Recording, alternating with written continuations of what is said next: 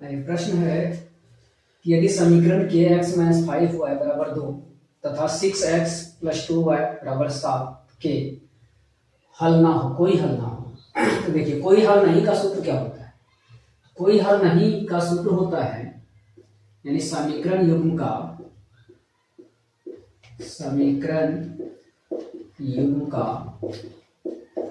कोई हल न हो,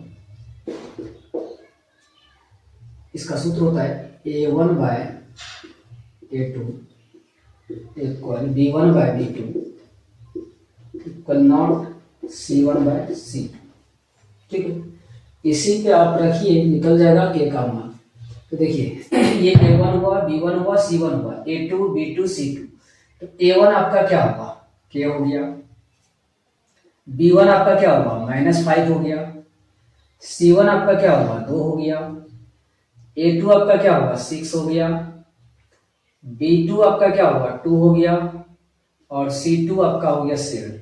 चलिए इस पे रखिए, a1 मतलब k बटा a2 6, b1 कितना है? -5 और b2 2 है, इक्वल नॉट c1 क्या है? c1 आपका 2 है और c2 यहाँ पे 7 है। इन दोनों को लेके निकल जाइए, हो जाएगा, क्योंकि के बराबर निकालना आपको, तो ये दोनों को लेके चलना है। तो चूंकि k by 6 equal -5/2, cross the multiplication कीजिए, k इंटू 2 हो जाएगा 2k, इधर हो जाता है माइनस प्लस माइनस, 5 गुना 6 -30 हो जाएगा। 2 से इसको काट दीजिए, 15 दूनी 30, k का मान आपका क्या निकला? -15 ऑप्शन नंबर डी देखिए। अगला प्रश्न है कि 0.33 पर रेखरीन है का परिमेय संख्या का लघुत्तम रूप है। ठीक है, पहले इसको परिमेय संख्या के रूप में बदलिए। तो देखिए, 0.3 रेखरीन है। अगर आपको दशमलव के बाद एक अंक मिले और रेखरीन दिखाई पड़े तो जितना संख्या है उतना बट्टा 9 कर देना है सीधे, जल्दी बनाने के लिए। आपको अगर 2 अंक रहे तो भी आपको जितना अंक होगा वो लिख करके 2 9 डाल देना है, लेकिन दोनों पे रेखरीन रहना चाहिए। तब यहाँ पे एक अंक है तो 3 लिख दीजिए जो संख्या है, उसके बाद जितना रेखरीन एक ही अंक है तो 9 लिख दीजिए। तो 3 1 का 3, 3 3 9, इसका आंसर 1/3 हो जाता है। 1/3 सी नंबर है। ठीक है, अब अगला सवाल देखिए, 45 नंबर का सवाल जो है, ये सवाल कहता 7 + 3√2 है, क्या है? मतलब परिमेय है कि अपरिमेय है? देखिए, यहां पर आपको देखना क्या है कि इसमें कहीं भी, ये तो 7 जो है, अगर 7 को देखा जाए तो ये परिमेय हो सकता होगा, 3 को देखा जाए तो ये भी परिमेय हो जाएगा, लेकिन √2 जो है यहाँ पे वो अपरिमेय है, क्योंकि 2 जो है पूर्ण वर्ग संख्या नहीं है।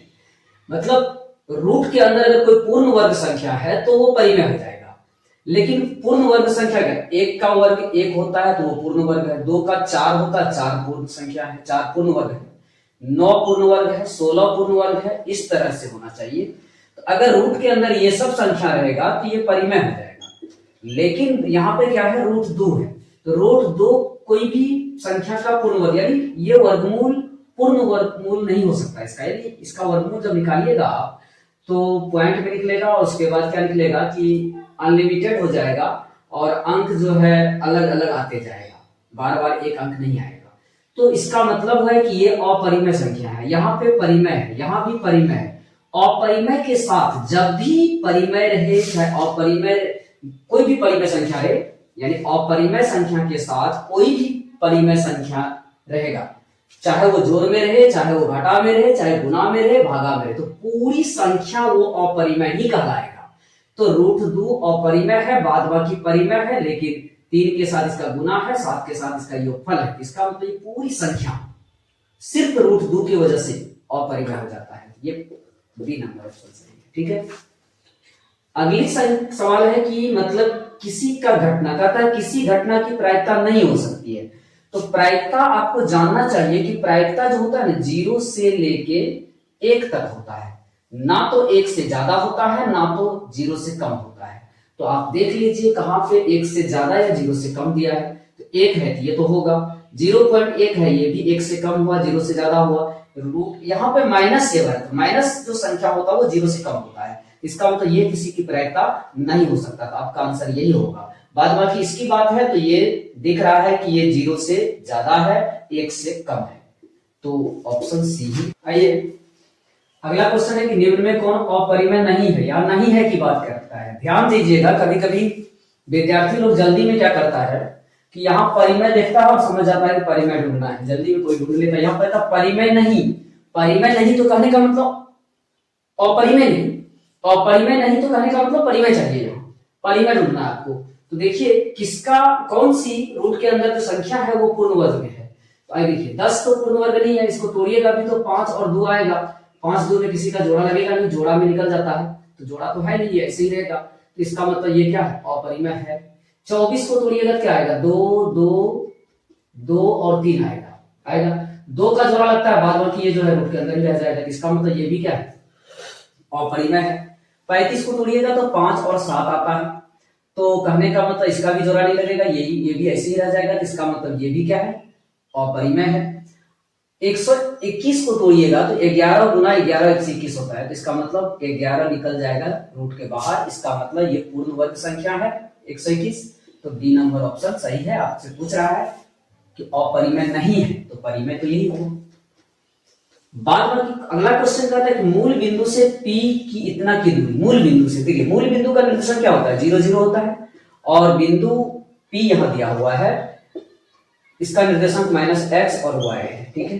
तो मूल बिंदु से जब भी दूरी निकालना हो तो आपको इसको नहीं देखना है, सिर्फ इसमें क्या है उसका दोनों का वर्ग करके रूट चढ़ा दीजिए, तो इसका मतलब OP जो आप निकालिएगा मूल बिंदु, तो इनका स्क्वायर कर दीजिए और प्लस इनका स्क्वायर करके रूट, तो -x का स्क्वायर प्लस y का स्क्वायर √100 कर दीजिए इसको, तो क्या होगा माइनस में स्क्वायर है तो इसलिए प्लस x स्क्वायर हो जाएगा, यहाँ भी y स्क्वायर हो जाएगा, तो देख लीजिए √x² प्लस y स्क्वायर ये वाला है।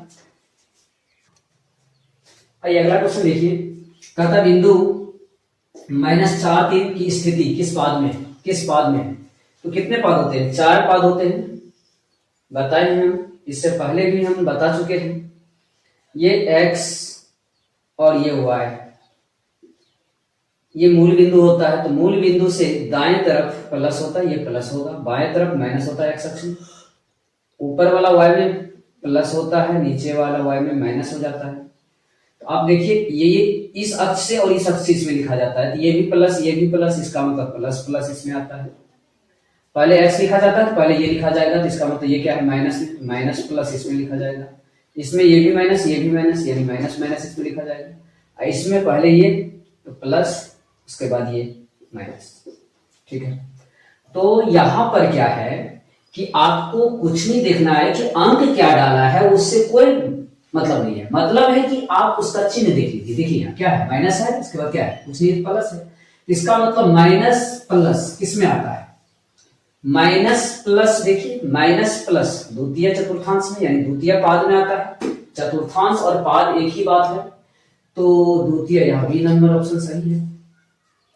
अगला क्वेश्चन देखिए, कहता निम्न में कौन सा अपरिमेय नहीं है, फिर ये कह रहा अपरिमेय नहीं है, अपरिमेय नहीं है तो क्या होगा परिमेय होगा, तो इसका मतलब परिमेय ढूंढना है, इसमें कौन सा परिमेय है, तो देखिए तो 64 का वर्ग कितना होता है, 64 किसका होगा 8 का वर्ग है, तो 8 हो जाएगा इसका वर्गमूल, इसका 9 हो जाएगा 8/9, तो यही तो परिमेय संख्या है। बाद बाकी यहाँ अपरिमेय है √3 बट 2/√3 है, तो कोई भी अपरिमेय अगर हो गया ये पूरा अपरिमेय हो जाएगा, बाद बाकी ये 11 का वर्गमूल नहीं निकलेगा, इनका भी नहीं निकलेगा, तो ये भी क्या हुआ अपरिमेय हुआ, ये भी अपरिमेय हुआ, तो इसका मतलब कौन अपरिमेय नहीं है, तो ए नंबर ये अपरिमेय नहीं है।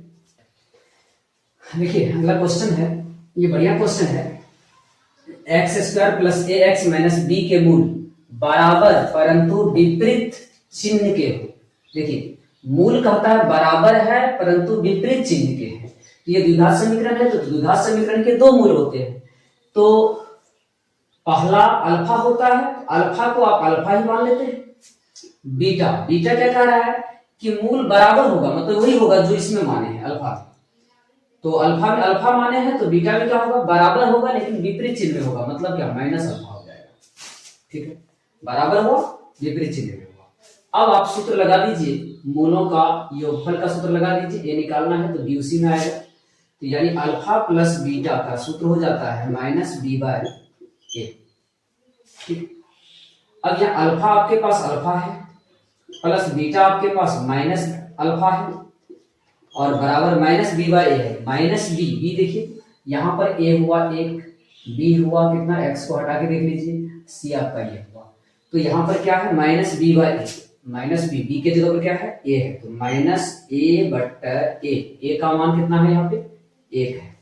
ठीक है, तो अल्फा प्लस माइनस माइनस हो जाएगा, अल्फा माइनस अल्फा थी क्या हो गया, जीरो हो गया। यहाँ पर क्या होगा, जीरो बराबर माइनस ए, माइनस ए बट्टर ए मतलब एक, तो माइनस यहां जाएगा तो कोई फर्क नहीं पड़ता है, ए का मान क्या हो जाएगा, जीरो ही होगा। तो ए का मान जीरो देख लीजिए कहां पर है, तो ए का मान जीरो डी नंबर में है। अब अगला क्वेश्चन है कि अधिकतम बारंबारता वाले वर्ग, तो जिसकी बारंबारता सर्वाधिक है, कहने का मतलब ये हुआ जिसकी बारंबारता सर्वाधिक है उसको क्या कहते हैं हम लोग, उसको हम लोग बहुलक कहते हैं। जिसकी बारंबारता सर्वाधिक हो उसको हम क्या कहते हैं, बहुलक कहते हैं। तो अधिकतम बारंबारता वाले वर्ग को बहुलक कहते हैं। तो बहुलक देखिए सी नंबर में बहुलक है। क्वेश्चन कह रहा है कि आंकड़ा 24, 15, 22, 13, 9, 10 तथा 30 का परिसर होगा। तो परिसर निकालने के लिए हम लोग क्या करते हैं, परिसर का सूत्र हो जाता है परिसर बराबर उच्चतम मान घटा निम्नतम मान।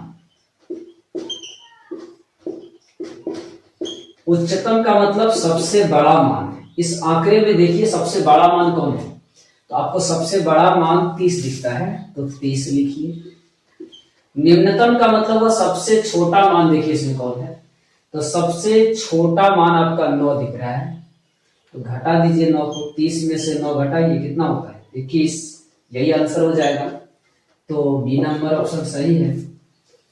अगला क्वेश्चन है कि गोले का संपूर्ण पृष्ठ क्षेत्रफल, गोले का संपूर्ण पृष्ठ क्षेत्रफल निम्न में कौन सा होगा। अगर त्रिज्या बराबर आर है, मतलब त्रिज्या आर ही लेना है, तो संपूर्ण पृष्ठ क्षेत्रफल का सूत्र हो जाता है। तो गोला का संपूर्ण पृष्ठ क्षेत्रफल क्या होता है, गोला का संपूर्ण पृष्ठ क्षेत्रफल सूत्र हो जाता है 4 पाई आर स्क्वायर। तो यहाँ पे आर को कहता आर ही रखना है, तो इसका मतलब यही आंसर हो जाएगा 4 पाई आर स्क्वायर। तो डी नंबर ऑप्शन आपका सही है।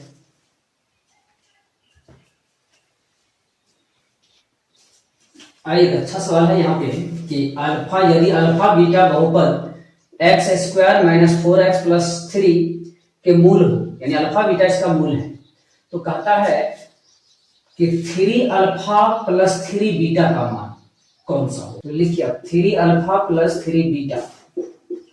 अब यहाँ देखिए दोनों में 3 कॉमन आ रहा है, 3 इसमें भी है इसमें भी है, 3 कॉमन ले लीजिए तो बचेगा क्या, अल्फा प्लस बीटा।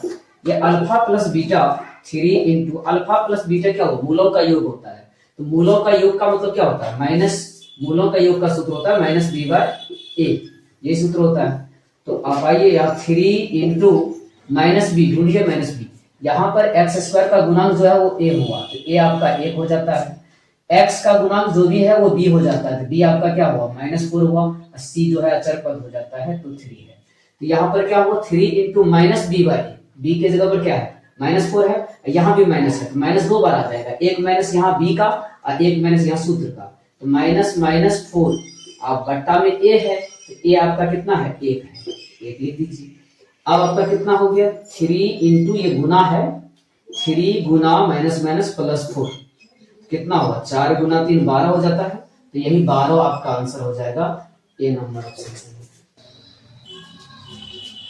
कहता एपी का समान पद 3n प्लस 5 है, तो इसका सार्वंतर होगा। देखिए आपको अगर ट्रिक से इनको समझना है, तो अगर आपको एपी का समान पद कोनो भी दिया है, n के साथ जो भी गुणांक होगा वही आपका एपी हो जाता है, सर्वंतर होता है, सॉरी डी वही हो जाता है, ठीक है। तो इसका मतलब डी आपका 3 होगा, अब आप जांच करके इसको देख लीजिए, चेक अगर करना है तो चेक करके देख सकते हैं कि an का पद हुआ तो कितना हुआ 3n + 5 है।